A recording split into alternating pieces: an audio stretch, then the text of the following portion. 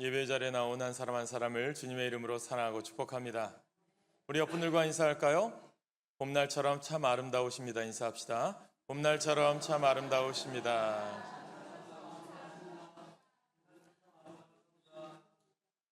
화주라 늦게 꽃이 피지만 그래도 아파트 단지에 보니까 매화꽃이 피기 시작하더라고요. 봄을 알리는 신호인 것 같습니다.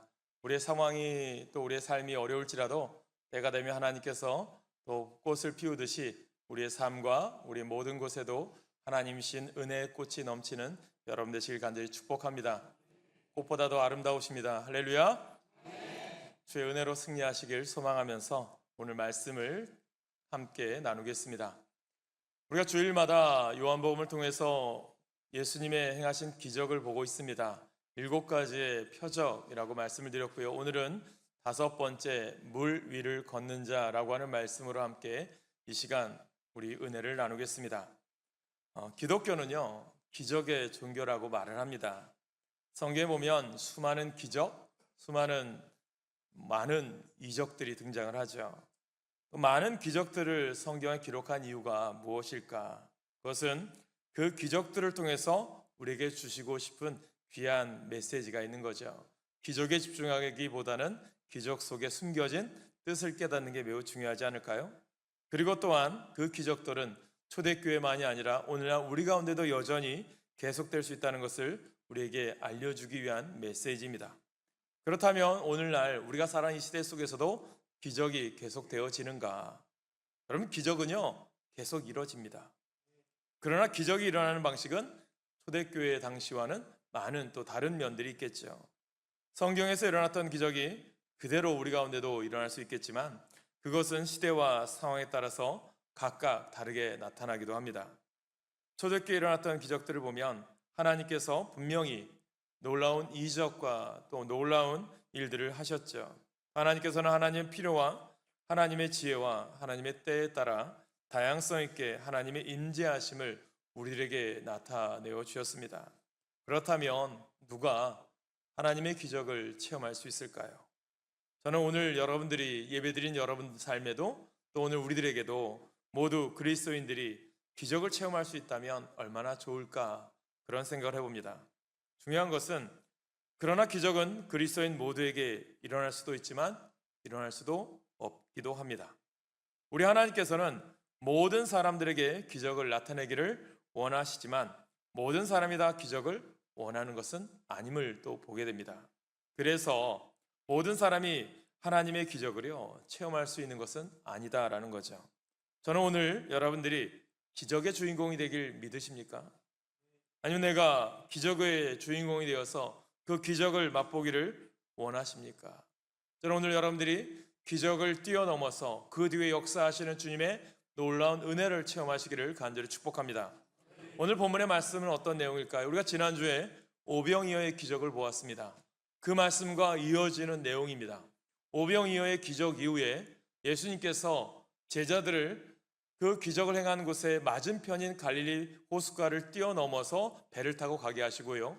예수님은 홀로 한적한 산에 올라가 기도하시기를 합니다. 그러면 그 이후의 스토리죠.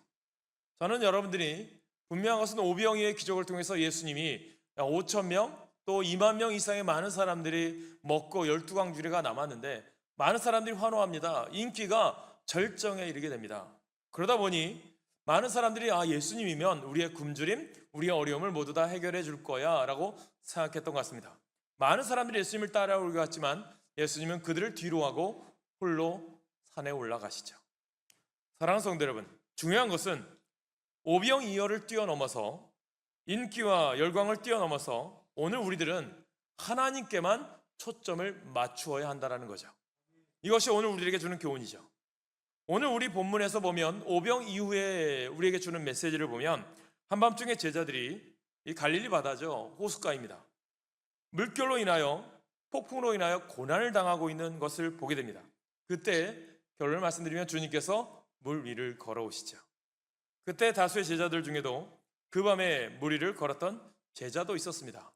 우리가 오늘 본문에 나오지 않지만 동일한 본문인 마태복음 14장에 보면 베드로가 물 위를 걷게 되죠. 그러다가 믿음이 없어서 갈릴리 바다에 빠지게 되고 예수님이 손을 내밀어서 건져주시는 내용도 등장을 합니다. 그렇다면 아마도 물 위를 걸었던 제자 중 유일하게 베드로가 유일한 사람이 아니었을까 생각도 해봅니다. 중요한 것은 은혜가 충만하고 기적이 있고 또 그 뒤에 또 다른 우리에게 시련은 올 수 있다라는 것입니다. 저는 오늘 여러분 가운데 왜 오병이어의 기적 이후에 예수님께서는 한적한 곳에 올라가서 기도하셨고 제자들을 갈릴리 이 바닷가에서 배를 태워서 맞은편으로 보내게 하셨을까? 또 그 가운데 폭풍우가 그들에게 닥쳤을까? 저는 여기서 믿음이 작용해야 된다고 저는 믿어요. 여러분, 그때가 믿음의 주인이가 등장하기 때문입니다. 여러분, 미국에서 CBS에서 특집으로 더 초전이라고 하는 예수 그리스도의 생애와 하나님에 대한 역사에 대한 것을 영화로 만들었어요. 드라마식으로 만들었는데요. 그 중에 내용들을 보면 여러 가지 기적에 대한 내용도 있고요. 또 하나님께서 이스라엘 백성들 향한 귀한 메시지도 있습니다. 그 중에 한 단편을 보니까 이런 내용이 있더라고요. 모세가 이스라엘 백성들을 광야 생활을 이끌었을 때 그들의 죄 때문에 인하여 많은 이스라엘 백성들이 불뱀에 물려 죽게 되었습니다. 그때 모세가 간절히 기도했을 때 하나님께서 놋으로 뱀을 만들어서 장대 위에 높이 매달아라 이야기합니다. 그때 그 드라마에서 보니까 여호수아가 이야기합니다. 저 놋뱀은 이방인의 신들이고 우상 숭배인데 왜 그것을 만들어야 됩니까? 라고 따집니다. 그때 모세가 이런 말합니다. 하나님께 기도했더니 하나님이 저 놋뱀을 통해서 매달아 달게 하고 그것을 쳐다보는 사람만 살게 하신다고 하는 그 믿음이 있을 때 우리에게 희망이 있는 것이다라고 말씀하고 있습니다. 저는 오늘 우리 가운데도 살아가는 삶 가운데 폭풍우가 오고 시련이 오고 역경이 올 수가 있어요. 근데 오늘 우리가 그 상황 가운데 무엇을 바라보고 있느냐, 무엇을 의지하고 있느냐, 오늘 우리들에게 믿음의 진위가 어디 있느냐, 이것을 깨닫게 하는 말씀이 저는 오늘 본문이라고 생각합니다. 여러분, 오늘이라고 하는 삶의 현실에서 제자들이 바다에서 맞았던 이 광풍처럼 우리는 광풍을 맞이할 때가 있어요. 그 광풍 속에서 우리는 과연 믿음은 어떤 의미로 우리 가운데 작용합니까? 어떻게 믿음이 여러분 가운데 작용하고 있습니까? 내 이해와 생각을 뛰어넘어서 역사하시는 주님을 바라보시기를 간절히 소망합니다. 삶의 절대절명의 위기 앞에서 과연 우리에게 그 믿음은 광풍 앞에서 어떤 의미가 있을까요? 여전히 우리는 입술로는, 머리로는 예수님이 어떤 분이시고 예수님이 어떤 삶을 살았는지 잘 알고 있습니다. 그러나 막상 그 삶의 정황이 나에게 주어지고 그런 현실이 부딪히면 우리의 믿음은 어떻게 작용하고 있습니까? 오늘도 폭풍 앞에 제자와 베드로처럼 우리는 다양한 위기를요 맞이하고 살아갑니다. 언제나 그래왔지만 요즘 많은 사람들이 위기를 맞이하고 있고요, 많은 결단을 요구받고 있습니다. 아마 우리들 중에도 폭풍 앞에 베드로와 같고 그래서 주님의 기적과 도우심의 필요함을 간구하는 분들도 있을 겁니다. 과연 어떻게 물 위를 걷는 놀라운 삶의 기적과 기회를 우리는 맛볼 수 있을까요? 저는 오늘 본문을 통해서 교훈을 얻기를 원합니다. 첫째, 여러분 인생의 항해에 닥쳐오는 풍랑, 고난이 있습니다. 여러분 고난은요 누구에게나 다 예외는 없습니다. 고난을 만나고 싶어하는 사람이 누가 있겠습니까? 흔히 인생을 가리켜 바다를 항해하는 것과 같다라는 말을 많이 합니다. 바다를 항해하다 보면 필연적으로 바람을 만나게 되어 있어요. 그런데 항상 순풍만 보나요? 역풍도 만나게 됩니다. 그래서 인생 항해가 어려운 거죠.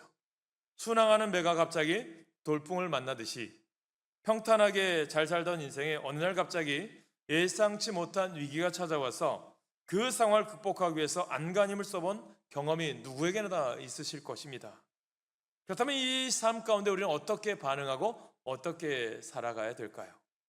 여러분 본문의 말씀은 물론 실제 있었던 말씀이고 일입니다. 동시에 우리 인생의 모습을 비유적으로 설명해 주는 내용이기도 하죠. 여러분 제자들 중에 여러 명이 어부 출신 아닙니까? 누가복음 5장에 보면 예수님의 부르심 가운데 갈릴리 호숫가에서 많은 제자들을 부르셨잖아요. 그들은 기술도 있고 경험도 많습니다. 베테랑이죠. 그럼에도 불구하고 갑자기 돌풍이 불고 풍랑이 일자여 꼼짝없이 괴로움을 당하게 됩니다. 여러분, 갈릴리 바다를 보면 본래는 호수입니다.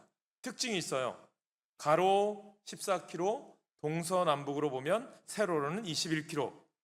이스라엘 백성들이 보기엔 너무 커서 이 호숫가가 바다처럼 보였기에 갈릴리 바다라고 불렀어요.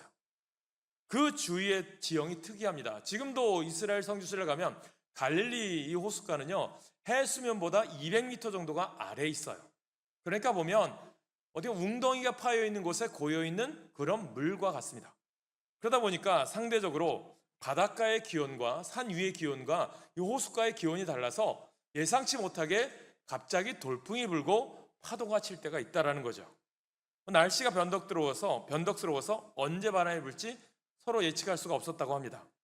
그러나 일단 바람이 불면 풍랑은 대단했다고 합니다. 그날도 그랬던 겁니다. 그래서 오늘 본문 말씀에 보니까 16절 18절에 보니까 당시의 상황이 잘 묘사되어 있어요.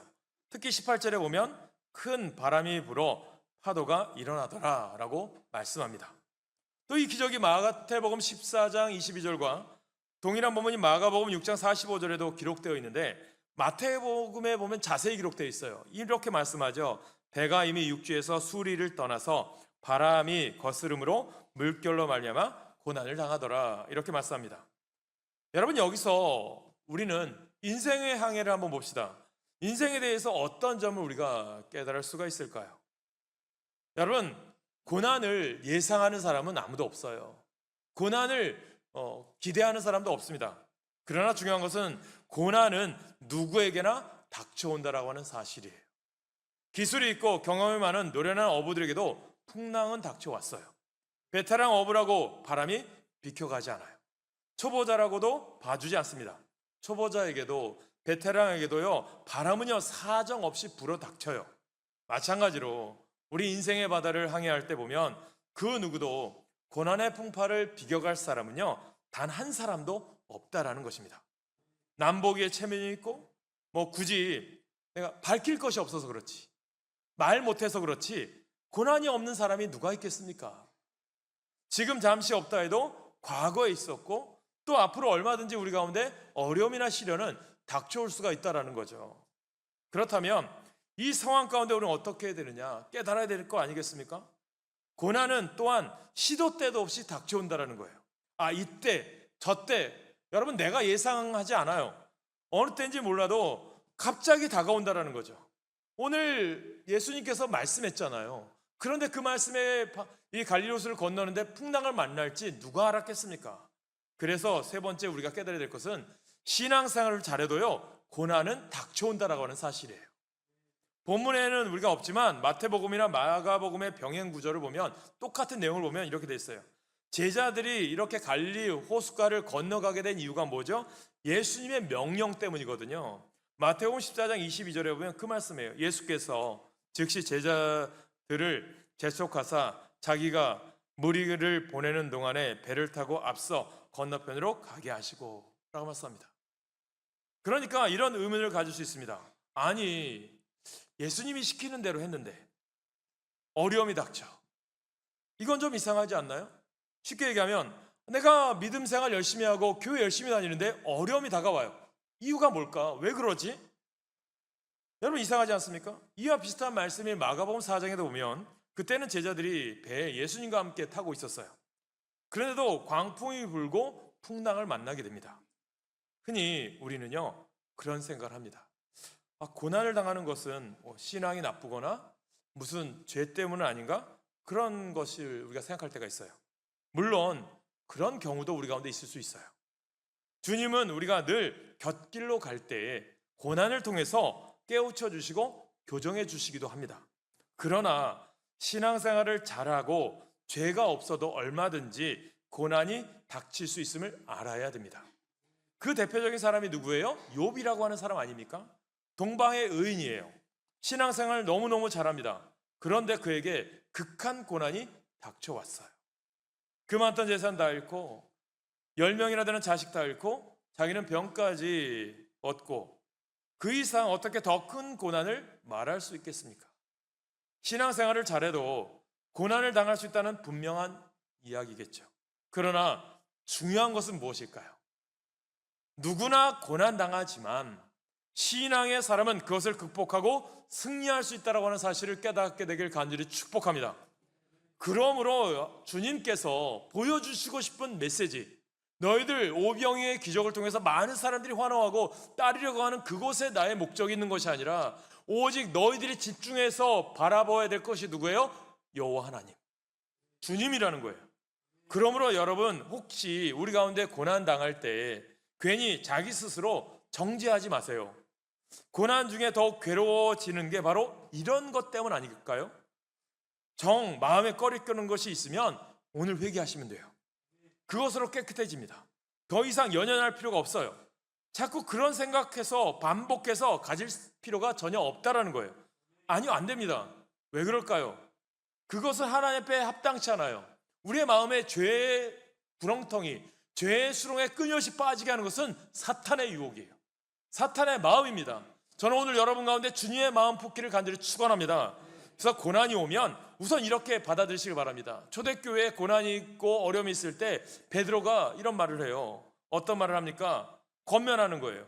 베드로전서 4장 12절에 보니까 사랑하는 자들아, 너희를 연단하려고 오는 불시험을 이상한 일 당하는 것 같이 이상히 여기지 말아라, 이런 말씀합니다. 여러분, 이런 자세가 고난을 이기는 첫걸음임을 명심하시길 간절히 축원합니다. 베드로가 초대교회를 향한 성도들 향한 고난 가운데 있는 성도들 향한 권면인 것처럼 목사인 저도 마찬가지예요. 저에게도 어려움이 오고 시련이 와요. 그러나 주님, 이겨나갈 능력이 주님께 있습니다. 또 여러분들에게 오늘 여러분들에게 주일 말씀을 선포하면서 중요하게 드리고 싶은 말씀은 우리 인생 가운데 풍랑이 있고 어려움이 있어요. 그러나 그것을 묵상하지 말고 오늘도 나의 뒤에서, 오늘도 우리와 함께 하시는 예수 그리스도를 바라보시길 간절히 축원합니다. 그래서 깨닫는 두 번째가 뭐냐면, 풍랑보다 더 큰 문제가 뭔지 아세요? 불신앙이에요. 믿음이 없는 게 문제예요. 미국의 유명한 부흥사인 무디 목사님에게 어떤 사람이 찾아와서 이런 질문을 하는 거예요. 목사님, 성경을 읽다 보니까 잘 깨달아지지 않고요, 의심이 생기면 어떻게 하면 좋겠습니까? 라고 질문을 합니다. 보통 사람 같으면 기도해 보세요, 기도해 보면 답이 있습니다, 그렇게 대답하기 쉽습니다. 그러나 이 무디 목사님이요, 이런 말을 해요. 나가서 복음 전도 한번 해보십시오. 지나가는 손수레라도 밀어줘 보십시오. 무슨 일이든지 찾아서 봉사하고 전도해 보십시오. 그리고 돌아와서 성경을 읽으면 깨달아질 것입니다. 행하지 않고 읽기 때문에 깨달아지지 않는 것입니다 라고 권했다고 합니다. 그렇습니다. 우리가 성경을 읽다 보면 이해되지 않는 일들이 많이 있습니다. 그러나 우리가 실제로 밖에 나가서 전도하고 봉사하는 가운데 하나님이 함께 하심을 체험하게 되면 말씀이 깨달아지고 믿어지게 될 줄로 믿습니다. 여러분들도 말씀대로 살아내어 보시길 간절히 축원합니다. 신앙은 도전인 거예요. 신앙은 그렇게 살아내는 겁니다. 여러분, 제자들이 한참 괴로움을 당할 때 어떤 일이 있나요? 예수님이 물 위를 걸어오세요. 물 위를 걸어오는 자가 있는 거예요. 그들을 도와주려고 오신 겁니다. 그런데요, 제자들이 어떻게 반응한 줄 아세요? 오늘 보면 19절을 보세요. 제자들이 노를 저어 10여리쯤 가다가 예수께서 바다 위로 걸어 배에 가까이 오심을 보고 두려워하거늘. 예수님을요 잘 알아보지 못하고 두려워 떨었다라는 것입니다. 그럼 제자들이 얼마나 어리석고 둔한지를 참 보면서 안타까워요. 그들은 이미 여러 가지 기적, 이적을 체험했잖아요. 방금 전에는 오병이어의 기적을 보았어요. 앞에서도 비슷한 사건 있지 않았습니까? 마가복음 4장, 마태복음 8장에 보면 배에서 잠을 주무시던 예수님 깨어나 광풍을 잔잔케 하시지 않으셨습니까? 그러면 예수님이 하나님의 아들인 것을 깨달았겠죠. 그리고 현재의 상황에 응용을 해야 되지 않을까요? 여러분, 예수님이 멀리 계신다 하더라도 핑계가 되지 않아요. 불러보기라도 해야 될 거 아닙니까? 예수님, 주여 도와주시옵소서. 그게 우리의 삶이 되어야 되잖아요. 소리라도 쳐야 마땅하지 않습니까? 오늘 여러분들의 삶도 마찬가지예요. 하나님이 안 계신 것 같아요? 주님 안 계신 것 같아요? 아니에요. 오늘도 우리 가운데 역사하세요. 주님이 원하는 게 뭐예요? 손 내밀기 원하는 거예요. 주님 도와주세요. 그런데 예수님이 다가와도 알아보지 못해요. 마태복음 14장 26절에 보니까 심지어 예수님을 가리켜 뭐라고 얘기해요? 유령이다 라고 소동을 부려요. 이것이 그들의 근본 문제입니다.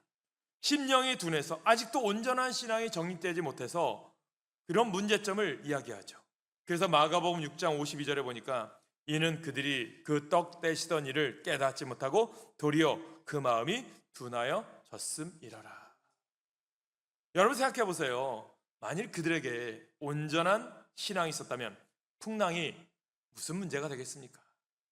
예수님을 부르고 도움을 청하면 다 될 것이 분명한데 말입니다. 따라서 우리는 이렇게 정리해 보세요. 풍랑이 문제가 아니라 불신앙이 문제다. 문제가 아니라 불신앙이 문제다. 이것이 오늘 여러분 가운데 깨닫게 되길 간절히 소망합니다. 그러므로 여러분들 문제를 보는 시각을 바꿔보시라는 거예요. 문제 자체에 연연해서 스스로 좌절하지 마세요. 예를 들면 초등학교 1학년에게 2차 방정식을 문제를 냈다 보세요. 풀 수 있습니까? 풀지 못하거든요. 그런데 예를 들면 수학 전공한 대학생에게 2차 방정식 문제를 내보세요. 식은 죽 먹기죠. 누워서 떡 먹기죠. 뭐죠? 실력이 있는 겁니다. 신앙도요, 실력이 필요한 거예요. 여러분 마찬가지로 우리 인생에 고난이 닥쳐와도 신앙의 실력이 월등하면 문제도 아니라는 말씀이에요. 문제 자체에 연연해서 스스로 좌절하지 마십시오. 우선 내 신앙에 대해서 점검해 보세요. 불신앙의 요소를 제거하고 신앙의 실력을 키우면 거뜬히 승리할 수가 있습니다. 고난이 변해서 축복이 되고요, 시련이 변해서 영광이 될 줄로 믿습니다. 여러분, 믿음은 때로 우리들에게 도전을 요구하더라고요. 우리 삶에 매일 일어나는 일상적인 삶에서 한 발 앞으로 곁으로 비껴나 여러분 새로운 것에 도전해 보는 거예요. 무모한 일인 것처럼 보일지라도 도전해 보세요. 주님이 역사하실 줄로 믿습니다. 세 번째, 그래서요, 인생의 풍랑을 이기는 길이 무엇이에요? 예수 그리스도이십니다. 주님 바라보는 거예요. 신앙은 예수님을 바라고 알고요, 의지하는 것부터 시작입니다. 신앙이 좋다는 것은 여러 가지 의미가 있겠죠. 무엇보다도 중요한 것은 예수님을 깊이 아는 것입니다. 예수님이 누구인지, 예수님이 어떤 분이신지 잘 모르면 제자들처럼 예수님을 옆에 계시고도요, 유령이라고 부르는 한심한 일이 우리 가운데 생겨요. 여러분, 예수님이 물 위로 걸을 수 있는 게 당연한데도 그걸 모르고 놀란 것입니다. 그래서 여러분 가운데 간절함을 되찾기를 소망합니다. 예수님을 찾아온 사람들의 마음은 어떠했을까요? 그들은 예수님의 옷자락이라도 만지고 싶어서, 그 얼굴이라도 한번 보고 싶어서 모든 것을 내려놓고 찾아왔습니다. 예수님을 한번 만나기 위해서 찾아온 당시 사람들의 간절함이 우리에게도 있기를 간절히 축복합니다. 예수님이 말씀만 하시면 왕의 신하든 내 아들이 다 고침을 받게 될 줄로 믿습니다. 우리 교회에 와서도 5만 가지 생각을 다 하느라, 예배 자리에 왔는데 5만 가지 생각하느라 예배에 집중하지 못하면, 주님께 집중하지 못하면 여러분 우리가 해결되지 못한다는 거죠. 고민하고 있는 경우가 많아요. 그러나 당시 갈릴리 호수에 모인 사람들은 예수님에게만 집중했어요. 우리의 모습도 그들처럼 회복되어지기를 간절히 축원합니다. 그때 우리 가운데 역사하는 거예요. 여러분, 이것이 우리 가운데 필요합니다. 여러분, 예수님은 당신을 알아보지 못하는 어리석은 제자들에게 말씀하시죠. 이르시되 내니 두려워하지 말라. 예수님은 두려워 떠는 제자들에게 나란다, 나야. 예를 들면 하나님께서 모세를 호렙산에서 부르실 때 누구십니까? 라고 했을 때 I am then I am, 나는 곧 나다라고 말씀하십니다. 하나님이신 거예요. 이 하나님은 어떤 분이에요? 온 우주 만물을 창조하신 하나님, 우리를 만드시고 우리를 보내신 하나님, 우리에게 능력이 되신 하나님. 또 예수님 뭐라는 것입니까? 나는 너희들의 인생의 주인 되고 내가 길이요 진리요 생명이니 너희를 인도하는 분은 하나님이시고 나로 말미암아 주님 바라보길 원한다라는 것이죠. 구체적으로 무엇을 얘기합니까? 내가 너희와 함께 하는데 왜 두려워하니라는 거예요. 오늘 여러분 삶 가운데도 주님이 함께 하심을 믿으시기를 간절히 축원합니다. 그래서 오늘 깨닫는 것, 예수님은요 전능하신 분이에요.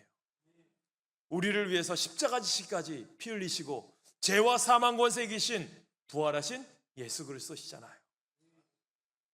그래서 시편 기자는 이런 말합니다. 하나님은 우리의 피난처시요 우리의 힘이시니 환난 중에 만날 큰 도움이시라. 예수님의 도움은 그 어떤 것보다 더 큰 도움 아닙니까? 인생의 풍랑이 닥쳐올 때 전능자 예수님을 바라봄으로 큰 도움을 얻는 우리 모두 되시길 축원합니다. 예수님은요 사랑의 하나님이에요. 우리를 인도하시는 분입니다. 우리를 사랑하셔서 십자가에 자기 목숨까지도 아끼지 않으셨잖아요. 그래서 요한복음 10장에 보면 나는 선한 목자라 선한 목자는 양들을 위하여 목숨을 버리거니와. 예수님은 항상 우리를 사랑하십니다. 제자들은 예수님이 떨어져 계시니까 자기들끼리 방치된 것처럼 느꼈어요. 아니에요. 예수님은 따로 계셨지만 그들을 위해서 기도하셨어요. 동시에 신적인 능력으로 그들을 바라보고 계세요. 오늘 우리들도 주님은 바라보고 계세요. 마가복음 6장 48절에 보니까 바람이 거스름으로 제자들이 힘겹게 노젓는 것을 보시고 밤 사경쯤에 바다 위로 걸어서 그들에게 오사 지나가려고 하시매 제자들을 보고 계셨다는 것입니다. 하나님은 오늘도 우리와 함께 하시고 우리를 보세요. 머리털 끝까지 세신 분이 우리와 함께 하십니다. 여러분 사방이 칠흑같이 어두운 밤인데 게다가 수키로 떨어진 곳인데 뭐 요즘처럼 조명이라도 있습니까? 야간 투시경이라도 있습니까? 없어요. 그런데 주님은 온 우주 만물을 창조하신 하나님의 능력으로 우리를 바라보고 계신 거예요. 오늘 우리 가운데도 함께 하십니다. 그렇습니다. 하나님은 늘 우리를 주목하고 우리를 살펴보고 계신 분이에요. 그래서 시편 34편에 보면 여호와의 눈은 의인을 향하시고 그의 귀는 그들의 부르짖음에 기울이시는도다. 이사야 선자가 말하죠. 여인이 어찌 그 젖먹는 자식을 잊겠으며 자기 태에서 난 아들을 국리 여기지 않겠느냐. 그들은 혹시 잊을지라도 나는 너를 잊지 아니할 것이라. 내가 너를 내 손바닥에 새겼고 너의 성벽이 항상 내 앞에 있나니. 아멘. 예수님은 우리를 끝까지 사랑하세요. 제자들에게 다가오신 예수님은 풍랑을 잔잔케 하시고 그 위에 어떻게 하시나요? 목적지까지 안전하게 도착할 수 있도록 도와주십니다. 여러분 우리 인생 항해에도 마찬가지 아닐까요? 예수님은 우리를 끝까지 도와주십니다. 이 세상 살 동안 그리고 그 후에 천국에 안착할 때까지 끝까지 책임져 주십니다. 요즘 우리 사회가 고령화가 되었잖아요. 그래서 인기 있는 게 뭔지 아세요? 종신보험. 그리고 또 인기 있는 상품이 뭔지 아세요? 치매보험, 간병보험, 별의별 보험이 다 있습니다. 그런데요 우리들에게는 어떤 보험이 있어요? 영생보험을 든 겁니다. 예수 그리스도로 말미암아. 이사야 선지자가 말하죠. 너희가 노년에 이르기까지 내가 그리하겠고 백발이 되기까지 내가 너희를 품을 것이라. 내가 지었은즉 내가 업을 것이요 내가 품고 구하여 내리라. 백발이 되기까지 우리를 도와주겠다라고 하는 약속의 말씀 아닙니까? 시편 107편에 보면 그들이 평온함으로 말미암아 기뻐하는 중에 여호와께서 그들이 바라는 항구로 인도하시는도다. 소원의 항구에 도착할 때까지 도와주십니다. 여러분 우리에게 소원의 항구 목적지가 어디입니까? 천국 아닙니까? 주님은 우리를 천국에 들어갈 때까지 도와주세요. 우리 삶의 현장에도 함께 하시잖아요. 여러분 요한복음 14장에 보면 내가 너희를 고아와 같이 버려두지 아니하고 너에게 오리라. 마태오 복음에 보면 볼지어다 내가 세상 끝날까지 너희와 함께 항상 있으리라. 히브리서에서도 보면 내가 결코 너희를 버리지 아니하고 너희를 떠나지 아니하리라 하셨느니라. 사랑하는 성도 여러분, 이렇게 좋으신 하나님을 믿음으로 바라보세요. 의지하고 도움을 요청하시고 부르짖어 기도하세요. 그럴 때 예수님께서 모든 고난에서 우리를 건져내어 주실 줄로 믿습니다. 여러분 우리 개인의 인생 항해에 풍랑이 있어요.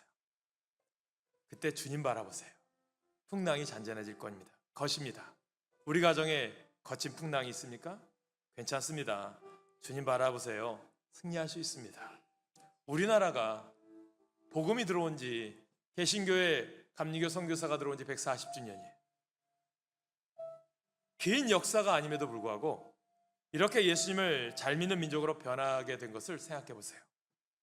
전쟁을 겪으면서도 밑바닥에 있던 우리나라가 지금은 어떠한 민족이 되었습니까? 우리가 살아있는 것 자체가 기적 아닐까요? 예수님이 하신 겁니다. 저는 그 2만 명이 넘는 오병이의 기적, 물 위를 걸어오신 예수님, 파도를 잔잔케 하신 예수님이 여러분 오늘 우리와도 함께 하세요. 지금 우리나라가 큰 풍랑에 이른 것 같아요. 꼭 우리는 작은 풍랑 속에 갇혀있는 쪽배처럼 보여요. 답답하고 뉴스를 보면 분노가 치밀어 오는 이 시대 속에 살아가요. 그러나 한편 잘 생각해 보세요. 하나님은 우리나라와 이 민족을 사랑하시는 게 맞습니다. 세계교회 역사 가운데 특별한 은혜를 베푸신 것을 봐도 그렇고요, 위태위태한데도 그래도 굳게 세워져 가는 나라의 모습을 봐도 그렇습니다. 하나님이 우리를 사랑하시는 증거 아닐까요? 저는 우리 교회나 우리 성도들이 마지막 시대에 하나님께 쓰임받는 민족의 선교의 도구가 되길 소망합니다. 그러므로 우리는요, 여러 가지 때문에, 이 환경 때문에 화만 내지 마시고 낙심만 하지 말고 좋으신 주님 바라보고 기도하면 좋겠어요. 우리 같은 민초들이 무슨 대단한 일을 위해서 나라를 세우겠습니까? 기도하는 겁니다. 그러나 감사하게도 기도가 가장 큰 사실이에요. 그래서 역대하에 보면 내 이름으로 일컫는 내 백성이 그들의 악한 길에서 떠나 스스로 낮추고 기도하여 내 얼굴을 찾으면 내가 하늘에서 듣고 그들의 죄를 사하고 그들의 땅을 고칠지라. 이 말씀대로 우리가 기도하면 하나님께서 우리나라를 바로 세워주실 줄로 믿습니다. 이것을 여러분들이 믿음 가운데 나가실 간절히 축원합니다. 오늘 이 말씀 내 마음속 깊이 새기세요.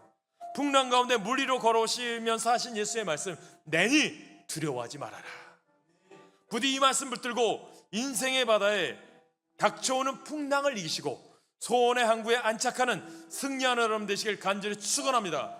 우리 인생길에는 이 백길과도 같아요. 암초가 있고 태풍이 있고 풍랑이 있어요. 그러나 우리를 지켜보시는 하나님께서, 예수님께서 우리와 함께 하시면 그 모든 것 이겨나가게 하시고 영원한 나라에 들어가게 하실 줄 믿으시길 간절히 축원합니다. 이 시간 찬양을 하려고 하는데요, 이 찬양 제목이 영어로는 스틸이에요. 잠잠히, 가만히. 여러분에게 인생의 풍랑을 만났을 때 여러분 가만히 계시라는 거예요. 영어 성경에 보니까 be still이라는 뜻이에요. 잠잠히 있으세요. 왜 잠잠히 있으라고 이야기했을까요? 여러분의 인생은요, 여러분들이 어찌할 수 없는 일들이 많이 일어나거든요. 하나님, 지금 이 순간 제가 어찌할 수 없습니다. 그러나 주님 바라봅니다. 주님 의지합니다. 거친 파도가 날 향해 와도 주님이 함께 하시면 이길 수 있습니다. 그 믿음이 우리 가운데 있길 간절히 축원합니다. 그래서 저는 오늘 7시 반에 교회 와서 예배를 준비하면서 기도하면서 이런 생각했어요. 하나님 도와주세요. 교회를 도와주시고 나라와 민족을 도와주시고 우리를 도와주세요. 우리 인생에 하나님만이 도우심을 경험할 수만 있다면 이 나라의 민족 변화될 겁니다. 우리 가운데 역사할 거예요. 분명히 하나님의 행하신 일들을 볼 수 있을 때가 있을 것입니다. 그 능력으로 승리하시길 소망하면서 이 찬양하겠습니다.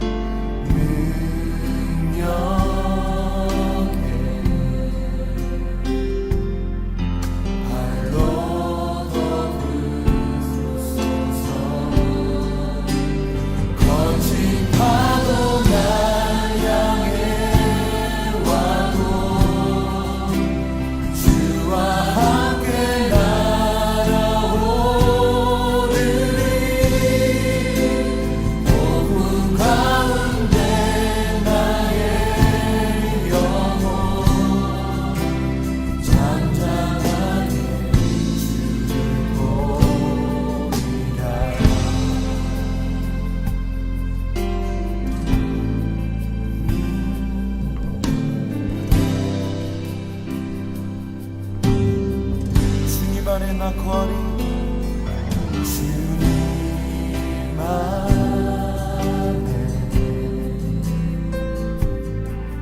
나 거하리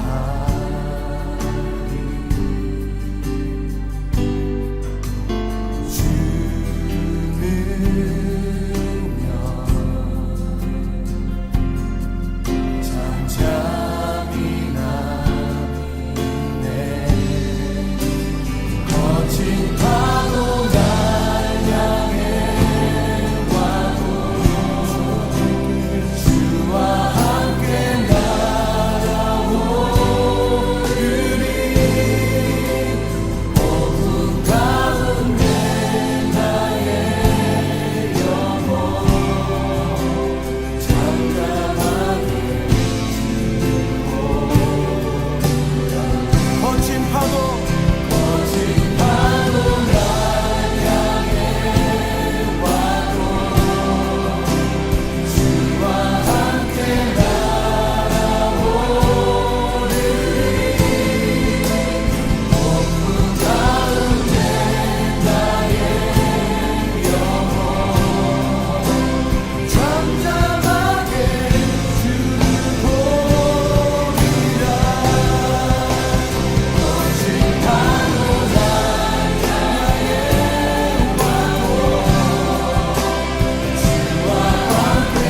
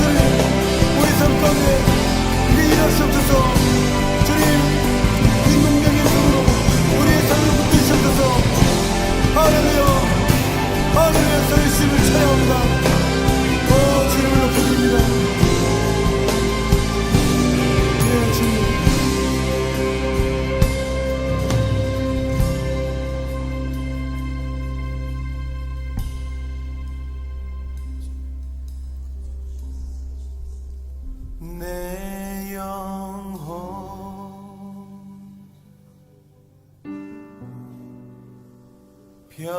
평안해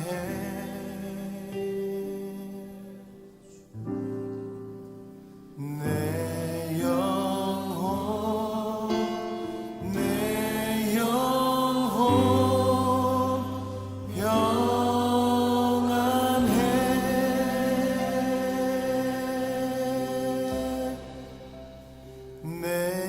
영혼